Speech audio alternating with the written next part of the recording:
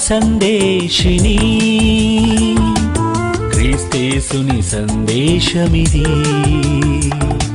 షాలేము సందేశిని క్రీస్తేసుని సందేశమిది. ఆ దైవ స్వరముని నీకు తెలుపని, మార్గం సత్యం జీవమని. సముఖమందు మరి ఈ కడవరి దినాల్లో ఉన్న మనము, ఈ కడవరి దినాల్లో విశ్వాసులమైన మనము ఏ రీతిగా దేవునిని వెంబడించాలనో ఆ ప్రభుకు మన హృదయం అర్పించుకొని మనం ఆయనను సేవించుదాం. ముఖ్యంగా ప్రభునందు ప్రియులారా, ఈ సమయంలో మత్తయి సువార్త 25వ అధ్యాయము మొదటి నుండి కొన్ని వచనాలు మనం తలపోసుకుందాం. పరలోక రాజ్యము తమ దివిటీలు పట్టుకొని పెళ్లి కుమారుని ఎదుర్కొనుటకు బయలుదేరిన 10 మంది కన్యకలను పోలి ఉన్నది. వీరిలో 5 బుద్ధి లేనివారు, 5 బుద్ధి గలవారు. బుద్ధి లేనివారు తమ దివిటీలు పట్టుకొని తమతో కూడా నూనె తీసుకుని పోలేదు. బుద్ధి గలవారు తమ దివిటీలతో కూడా సిద్ధులు నూనె తీసుకుని పోయిరి. పెళ్లి కుమారుడు ఆలస్యము చేయగా వారందరూ కొనికి నిద్రించుచుండిరి. అర్ధరాత్రి వేళ ఇదిగో పెళ్లి కుమారుడు అతన్ని ఎదుర్కొన రండి అనే కేక వినబడెను. అప్పుడు ఆ కన్యకలందరూ లేచి తమ దివిటీలను చక్కపరిచిరి. గాని బుద్ధి లేని ఆ కన్యకలు, మా దివిటీలు ఆరిపోయి ఉన్నవి గనుక మీ నూనెలో కొంచెం మాకీయుడని బుద్ధిగల వారిని అడిగిరి. అందుకు బుద్ధిగల కన్యకలు, మాకును మీకును ఇది చాలదేమో, మీరు అమ్మవారి యుద్ధకు పోయి కొనుక్కొనుడని చెప్పిరి. వారు కొనబోచుండగా పెళ్లి కుమారుడు వచ్చెను. అప్పుడు సిద్ధపడి ఉన్నవారు అతనితో కూడా పెండ్లు విందుకు లోపలికి పోయిరి. అంతటా తలుపు వేయబడెను. ఆ తరువాత తక్కిన కన్యకలు వచ్చి, అయ్యా అయ్యా మాకు తలుపు తీయమని అడగగా అతడు మేము నెరగనని మీతో నిశ్చయముగా చెప్పుచున్నానను. ఆ దినమైనను గడి అయినను మీకు తెలియదు గనక మెలకువగా ఉండుడి. ప్రభునందు ప్రియులారా, ఈ సమయంలో చదువుకున్న వాక్యమును బట్టి చిన్న ప్రార్థన చేసుకుందాం. దయగల తండ్రి మహోన్నతుడా, మీకు వందనములు. చదువుకున్న వాక్య భాగమును విరిచి ఆశీర్వదించి అయ్యా మాకు పంచిమని కోరుతున్నాం. ఆన్లైన్లో ఫేస్బుక్ ద్వారాను, ఆన్లైన్లో జూమ్ యాప్ ద్వారాను ఎంతమంది అయితే ఈ యొక్క మరి ఆరాధనలో పాలు పొందుతున్నారో మరియు వాక్యమును వినుచున్నారో, కొంతమంది వీక్షిస్తున్నారు. మరియు ఈ యొక్క ఆరాధనకు ఇక్కడ కూడి వచ్చిన ప్రియులందరిని బట్టి నీకు స్తుతులు చెల్లిస్తున్నాం. అందరం కూడా నీ వాక్యము తలపూసుకొని మేమందరము కూడా నీ వాక్యము చేత బలపరచబడ్డకై కృప కలుగ చేయమని కోరుతూ, తండ్రి ఈ సమయంలో చదువుబడిన వాక్య భాగమును మరొకసారి నీ చేతులు పెడుచున్నాం. మీరు ఆశీర్వదించి విరిచి మాకు పంచివ్వమని యేసునామములో ప్రార్థిస్తున్నాము తండ్రి, ఆమేన్. ప్రభునందు ప్రియులారా, మనం చదువుకున్న ఈ వాక్య భాగములో నుండి 3 ప్రాముఖ్యమైన అంశములను ధ్యానం చేయడానికి ప్రయత్నం చేద్దాం. ఈనాడు రక్షించబడినటువంటి విశ్వాసి, ఈనాడు క్రీస్తు నెరిగినటువంటి విశ్వాసి, అన్నిటికంటే ముఖ్యముగా పరిశుద్ధముగా జీవించుచు భయభక్తులు కలిగి ఆయనను వెంబడిస్తున్నటువంటి ప్రతి ఒక్క కుమారుడు, ప్రతి ఒక్క కుమార్తె ప్రభు యొక్క రాకడకు సిద్ధపరచబడుట అవసరమైనది. రక్షించబడుట మాత్రమే కాదు, రక్షించబడిన తర్వాత మన యొక్క గురి ఏమిటి అనగా, ఎత్తబడు గుంపులో మనమందరం కూడా ఎత్తబడుటకై సిద్ధపడుట అవసరమైనది. చాలాసార్లు మన యొక్క జీవితంలో జరుగుతున్నది ఏమిటంటే నిర్లక్ష్యము. చాలాసార్లు మన యొక్క జీవితంలో జరుగుతున్న పొరపాటు ఏమిటంటే నిర్లక్ష్యము. చాలా సార్లు ఈ నిర్లక్ష్యం వలన మనకు అనేక విధములైనటువంటి మరి ఆ కష్టాలు, ఇరుకులు, ఇబ్బందులు కలుగుతున్నాయి. ఆధ్యాత్మికమైనటువంటి నిర్లక్ష్యము ద్వారా కూడా మనము ఎత్తబడకుండా విడవబడదుమేమో. కనుక ఈనాడు ప్రతి విశ్వాసులో ఒక ఆత్మీయమైనటువంటి పట్టుదల, ఆత్మీయమైనటువంటి ధైర్యము, ఆత్మ సంబంధమైన ఉత్సాహము, ఆత్మ సంబంధమైన రీతిగా నేను ప్రభు రాకడలో ప్రవేశించాలి అని ఒక సంపూర్ణమైనటువంటి ఆ యొక్క జీల్ ఉండుట అవసరమైంటున్నది, రోషం ఉండుట అవసరమైంటున్నది. మనము ఈ యొక్క పట్టుదల విషయంలో, ఉత్సాహంగా ఉండడం విషయంలో, ప్రభు కొరకు కనిపెట్టే విషయంలో, ఆయన రాకడలో ఎత్తబడుట కొరకు మనం సిద్ధపడే విషయంలో చాలాసార్లు దేవుని పిల్లలమైన మనము నిర్లక్ష్యం వహిస్తున్నాం. ఈ బుద్ధిలేని కన్యకలు 5 అని చక్కగా వ్రాయబడ్డది. అయితే ఈ బుద్ధిలేని ఈ 5 బుద్ధిగల వారితోనే సహవాసం చేస్తున్నారు. సహవాసంలో తేడా లేదు, సహవాసంలో పక్షపాతం లేదు. సహవాసము వీరు కానీ వారు కానీ మేము బుద్ధిగల వారం, మేము బుద్ధి లేని వారం అని వారికి తెలియదు. అందరం కూడా దేవుని పిల్లలమని సమానమైన ప్రేమ కలిగి కన్యకలందరూ కూడా దేవుని కొరకై ఒక రాజ్యముగా ఏర్పరచబడ్డారు. దేవుని యొక్క రాజ్యంలో పాలిభాగస్తులై ఉన్నారు. అయితే మనము ప్రభువైనటువంటి యేసు క్రీస్తు ప్రభువారు పరలోక రాజ్యము దివిటీలు పట్టుకొని ఉన్న కన్యకలను పోలి ఉన్నదని ఆయన మంచి సాదృశ్యాన్ని మనకు బయలుపరిచాడు. అది నెరవేర్పు జరిగేది కనుక దానిని స్పష్టంగా మనకు వివరించాడు. బుద్ధి గలవారు బుద్ధి లేనివారు అని వివరించాడు. అయితే ఇక్కడ మనము ముఖ్యంగా ఆత్మీయ రీతిగా మనం చూసినట్లయితే పెళ్లి కుమారుని ఎదుర్కోవడానికి దివిటీలు పట్టుకొని ఈ 10 మంది కూడా బయలుదేరన్నారు. బయలుదేరినప్పుడు అందరూ కూడా ఒకే ఉజ్జీవం, ఒకే ఉత్సాహం, ఒకే తాత్పర్యం, ఒకే ఆత్మ, ఒకే మనస్సు, ఒకే ఉద్దేశం గలవారుగా ఉన్నారు. ఆ 10 మందిలో ఎక్కడ కూడా ఎదుర్కోవడానికి పరిగెత్తడంలో, మరి ముందుకు నడవడంలో ఎక్కడ వెనుకబడినటువంటి వారు కాదు. సమానమైన రీతిగానే వారి యొక్క ఆత్మీయ జీవితం కొనసాగుతున్నది. ఈనాడు ఒక శరీరంలో, ఆయన యొక్క గిన్నెలో మనమందరం కూడా పాలు పొందుతున్నాం. ఆయన రక్తంలో అందరము కూడా ఏకతాత్పర్యం కలిగిన వారమే. మన జీవితంలో ఎక్కడ కూడా ఒకరికొకరు వేరు భావం లేదు.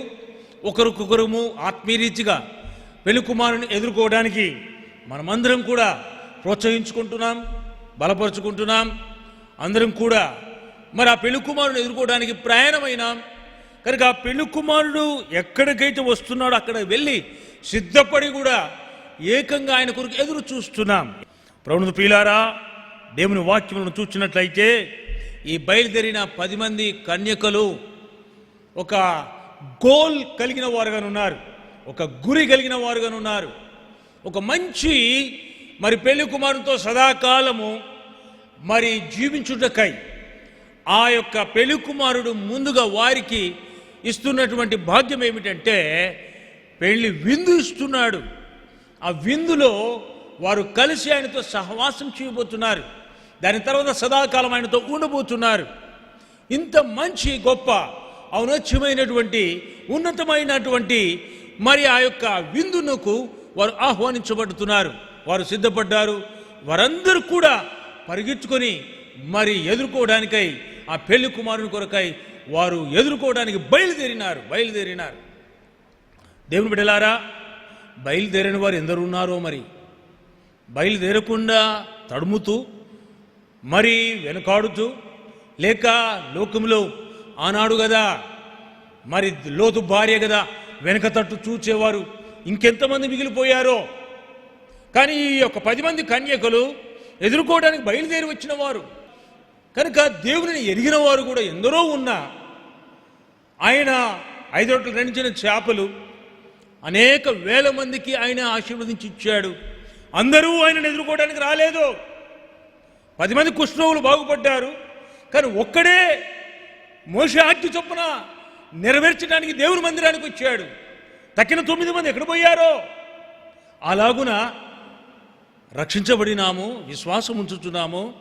మేము ప్రభు యొక్క సంఘములో సభికులమై ఉన్నామని చెప్పుకునేవారు కూడా ఆయన ఎదుర్కోవడానికి బయలుదేరిన వారిలో మరి లేకుండా ఉన్నారు.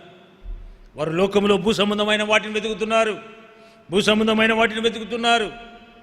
అనగా ఇదిగో ఏమి తిందుమా, ఏమి త్రాగుదుమా, వారి జీవితంలో ఏ రీతిగా ఈ లోకంలో మేము మా జీవనం గడపాలని ప్రయత్నం చేస్తున్నారు. కానీ పెళ్లి కుమారుని ఎదుర్కోవడానికి బయలుదేరలేదు.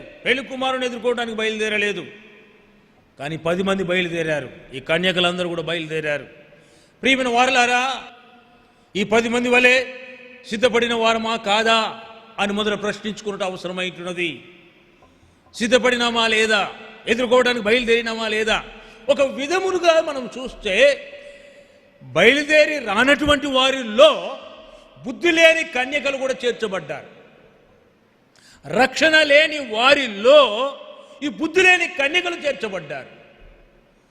రక్షించబడి బాప్తిసం పొందినాము అనేవారు కూడా విగ్రహారాధికులుగా ఉండి, వ్యభిచారులుగా నుండి, దొంగలుగా, దోచుకునేవారుగా, నరహంతకులుగా నుండి, మత్తతలు పానీయములు సేవించిన వారితో ఈ బుద్ధి లేని కన్యకలు విడవబడ్డారు.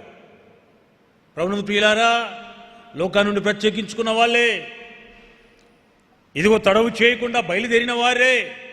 కానీ ఆయనను ఎదుర్కొనడానికి వచ్చిన వారిలో సమానమైనటువంటి స్థితిలో ఉత్సాహం ఉన్నది, బయలుదేరినారు.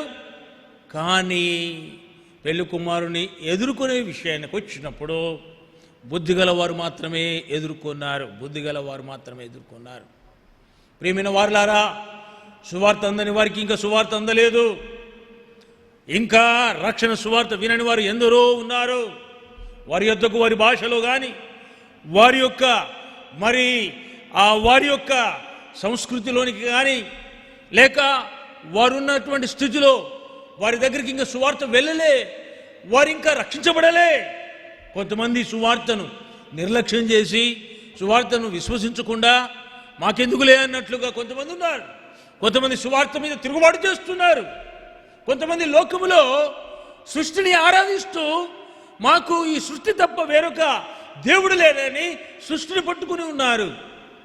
అయితే ఈనాడు క్రీస్తుని ఎరిగిన మనము బుద్ధిగల కన్యకలుగా ఉంటేనే తప్ప ఆ సృష్టిని ఆరాధించుచున్నవారు, లేక సృష్టిలో ఇంకా తడవులాడుతూ సృష్టిని ప్రేమిస్తూ జీవిస్తున్నటువంటి వారిలో కన్యకలుగా ఉండి విడవబడి వారితో సమానముగా ఇదిగో నరకానికి త్రోయబడుటనా, లేక బుద్ధిగల కన్యకల వలె ఆయనని ఎదుర్కొని ఆయన పెళ్లి విందులో పాలు పొంది ఆయనతో సదాకాలం ఉండటానికి మన యొక్క జీవిత ప్రయాణం కొనసాగుతున్నదా?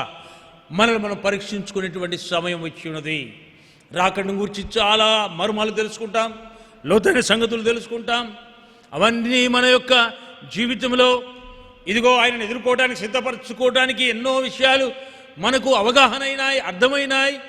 గంభీరమైన లోతైన సంగతులను, గూఢమైన సంగతులను మనం తెలుసుకుంటున్నాం. కానీ జీవితములో బుద్ధి గల కన్యకల వలె ఉంటేనే తప్ప మనము ఆయన పెళ్లి విందులో మనం పాలు పొందలేం.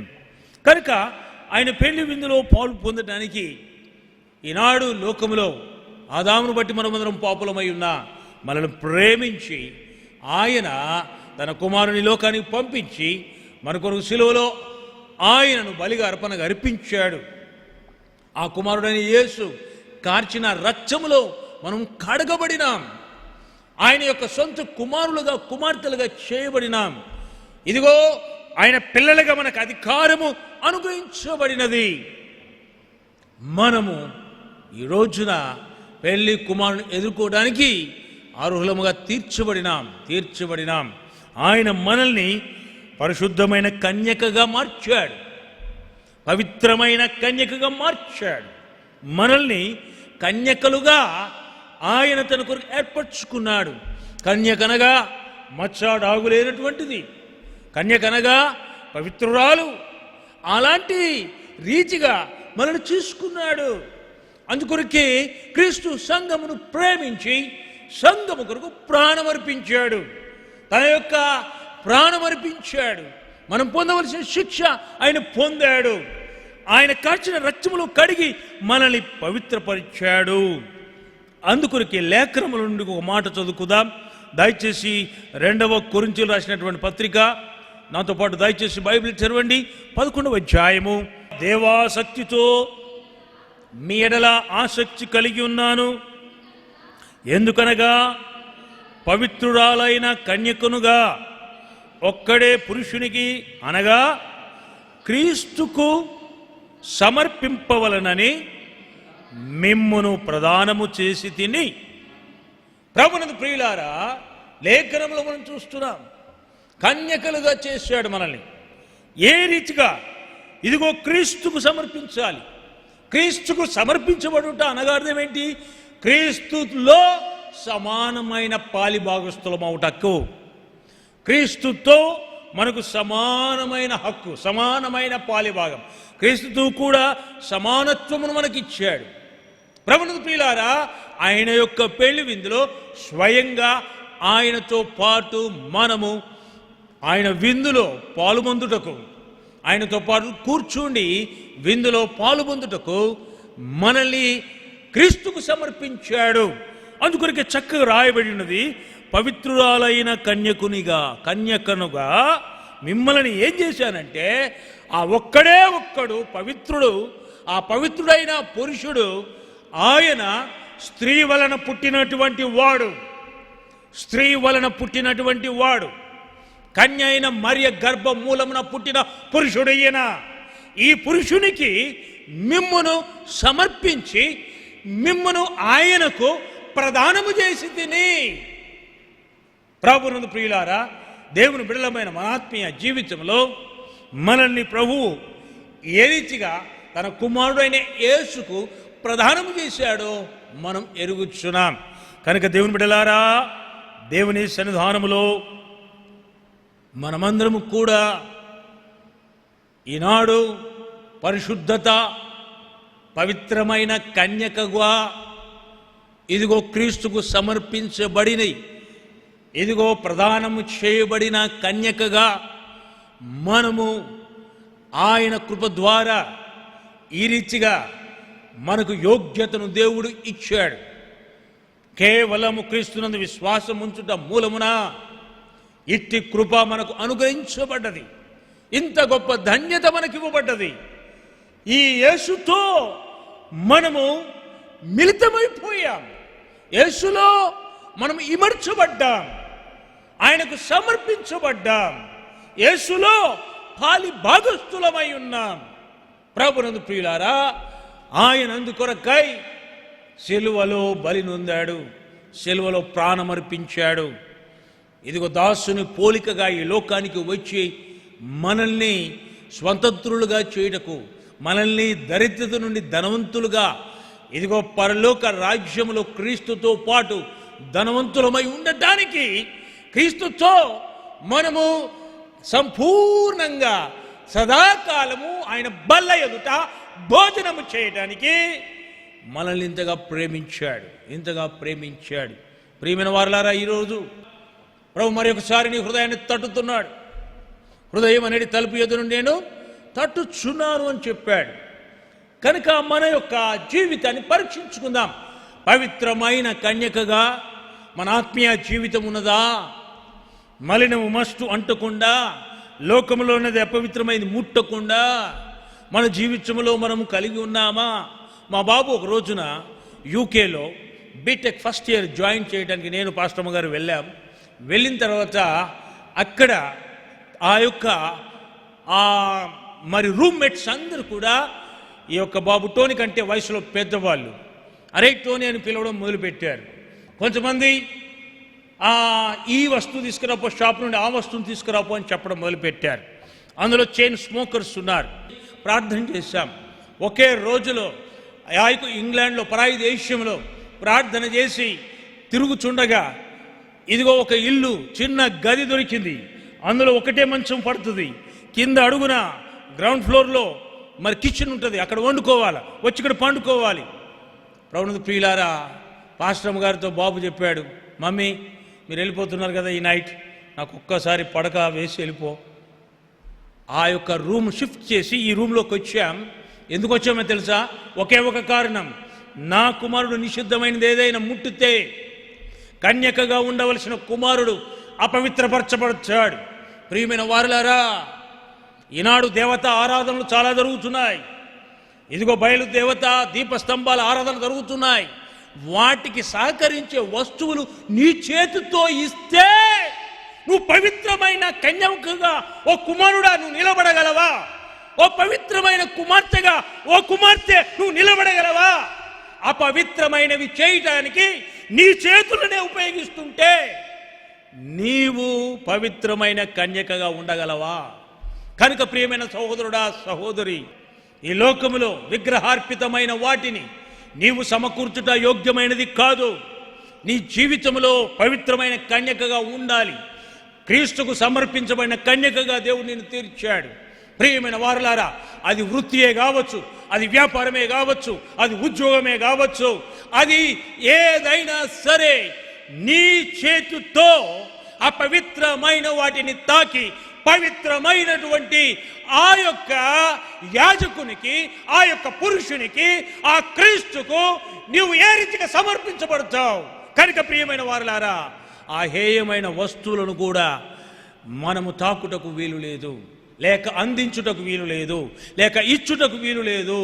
ఇదిగో మన చేతుల మీదుగా సహాయం చేయడానికి కూడా వీలు లేదని నేను ఈ సందర్భంలో గుర్తు చేస్తున్నాను. ప్రియమైన వారలారా, దేవుని వాక్యమే అది రెండంచుల ఖడ్గమై ఉన్నది. అది కీళ్లను మూలులను విభజించగలిగినది. ప్రభువునందు ప్రియులారా, దేవుని సన్నిధానంలో పవిత్రమైన కన్యక. There is no compromise. There is no compromise. ఎక్కడ కూడా నేను లోకంతో సమన్వయం అవుతానంట అనడానికి వీలు లేదు. ఇక క్రీస్తు తన రక్తం ఇచ్చి కొన్నటి సంఘమును, ఇదిగో తన యొక్క రక్తం చేత కడిగినటువంటి సంఘమును ఆయన, ఇదిగో ఒక్క పురుషునికే ఆయన, స్త్రీకి పుట్టిన పురుషుడు, ఆయన పాపరహితుడై ఉన్నాడు. ఆయనకు మనము సమర్పించబడి ప్రదానము చేయబడినాం. కనుక ప్రభువునందు ప్రియులారా, ఇంత సమర్పించబడినా పౌలు హెచ్చరిస్తున్నాడు. ఏమిటంటే, సర్పము తన కుయుక్తి చేత అవ్వను మోసపరిచినట్లు మీ మనసులను గాని క్రీస్తు ఎడల మీకున్న మంచి సరళతను గాను, ఇదిగో పవిత్రత నుండి ఎట్లయినా మీరు తొలగింపబడుదురేమో, ఇదిగో మీ మనసులను చెరుపురేమో అని నేను భయపడుతున్నానని అపోస్తలుడైన పౌలు కొరింథీ సంఘముతో చెప్పి హెచ్చరిస్తున్నాడు. హవ్వ మనసు మార్చబడినట్లుగా మీ మనసు మార్చబడుతుందేమో అని భయపడుతున్నాడు. ప్రియమైన వారలారా, హేయమైన ప్రతి దానిని తొలగించాలి, హేయమైన ప్రతి దాన్ని విడిపించాలి, హేయమైన ప్రతి దానిని ముట్టకూడదు, అందించకూడదు, వాటి జోలికి వెళ్ళకూడదు. వాటిని చేయమన్నట్లు మనము ఇదిగో వారికి మన చేతుల మీదుగా సహాయము చేయుట యుక్తమైనది కాదు అని వాక్యము చెప్తున్నది. కనుక దేవుని బిడ్డలారా, దేవుని సన్నిధానంలో మన హృదయములను దేవునికి సమర్పించుకుందాం. ఆనాడు యేసు ప్రభువారు కొలసీ సంఘముతో చెబుతూ వచ్చాడు. కొలసీయుల రాసిన పత్రిక 2వ అధ్యాయము 8వ వచనము చదువుకుందాం. చెరపట్టబడిపోతున్నారు, పెళ్లి కుమారుణ్ణి ఎదుర్కోవడానికి రాకుండా చెరపట్టబడిపోతున్నారు. ఏ విధంగా లోక సంబంధమైన ఇదిగో మూల పాఠముల తట్టు వెళ్ళిపోతున్నారు. కొలసీయుల రాసిన పత్రిక 2వ అధ్యాయము 8వ వచనం చదువుకుందాం. ఆయనను అనుసరింపక మనుషుల పారంపర్యాచారమును, అనగా ఈ లోక సంబంధమైన మూల పాఠములను, ఇదిగో అనగా ప్రభువునందు ప్రియులారా, దేవుని వాక్యం చెప్తున్నది ఏంటంటే, ఈ లోక సంబంధమైన మూల పాఠములను అనుసరిస్తున్నారు. ఇంకా మోసకరమైనది నిరర్ధక తత్వజ్ఞానము చేత మిమ్మను చెరపట్టుకొని, తత్వజ్ఞానం అంటే ఏమంటదులే అని వాదించడం, ఏమి కాదులే అని మరి వాదంలో గెలవడం, ఇది తత్వజ్ఞానం. కనుక నీ హృదయానికి ఏమంటింది? నీ చేతులకు కంటిందిలే, నీ మనసు కంటిందిలే, నీ చూపు కంటిందిలే అని తత్వజ్ఞానం చేత మోసం చేస్తున్నారు. జాగ్రత్త. కనుక నిరర్ధక తత్వజ్ఞానము చేత మిమ్మల్ని పట్టుకొని మోసపుచ్చి మరి మిమ్మల్ని చెరపట్టుకొని పోవాడు ఎవడైనా ఉండునేమో అని, ఇదిగో జాగ్రత్తగా ఉండుడి. ఏలనగా దేవత్వము యొక్క సర్వ పరిపూర్ణత శరీరముగా క్రీస్తునందు నివసించుచున్నది. కనుక దేవుని బిడ్డలారా, ఈ రోజున మన ఆత్మీయ జీవితంలో మనం పరీక్షించుకుందాం. రాకడకు సిద్ధపరచబడిన 10 మంది కన్యకల వలె నీవు కూడా సిద్ధపడి ఉన్నవా? ఆయన ఎదుర్కోవడానికి నీవు వస్తున్నవా? అయితే దేవుని సన్నిధానమందు ఈ రీతిగా సిద్ధపడి వచ్చిన 10 మంది కన్యకలు ఏ రీతిగా తీర్చబడ్డారు? ఆయన రక్తములో కడగబడినటువంటి, ఆయనకు ప్రదానం చేయబడినటువంటి, ఇదిగో ఆయనకు సమర్పించబడినటువంటి పవిత్రమైన కన్యకులుగాను ఉన్నారు ఈ 10 మంది. ఈ రీతిగా క్రీస్తు తన సంఘమును ప్రేమించి ఈ రీతిగా ఆయనకు ప్రదానము చేశాడు. మరి ఈ రోజున ఆయన ఈ రీతిగా ప్రదానము చేసినప్పటికీ మన జీవితంలో ఏ రీతిగా ఇదిగో దేవుని యొక్క సన్నిధానమందు మనము ఆయనను ఎదుర్కోవటానికి బయలుదేరాం. దేవుని బిడ్డలారా, దేవుని సన్నిధానంలో మనము పవిత్రముగా జీవించుటకు మన హృదయములను పవిత్రపరుచుకుందాం. అదే 2వ కొరింథీయులకు రాసిన పత్రిక 7వ అధ్యాయము 1వ వచనము చదువుకుందాం. బైబిల్ తెరవండి, దయచేసి చూడండి, పదము వెంబడి పదము చూడండి. ఓ ప్రియులారా, మనకు ఈ వాగ్దానములు ఉన్నవి గనుక దేవుని భయముతోనూ పరిశుద్ధతను సంపూర్తి చేసుకొనుచు శరీరమునకును ఆత్మకును కలిగిన సమస్త కల్మషము నుండి మనం పవిత్రపరుచుకుందాము.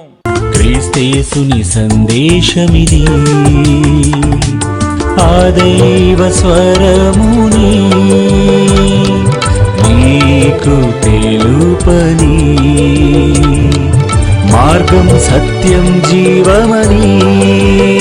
క్రీస్తేసుని సందేశమిది, ఆ దైవ స్వరముని నీకు తెలుపని.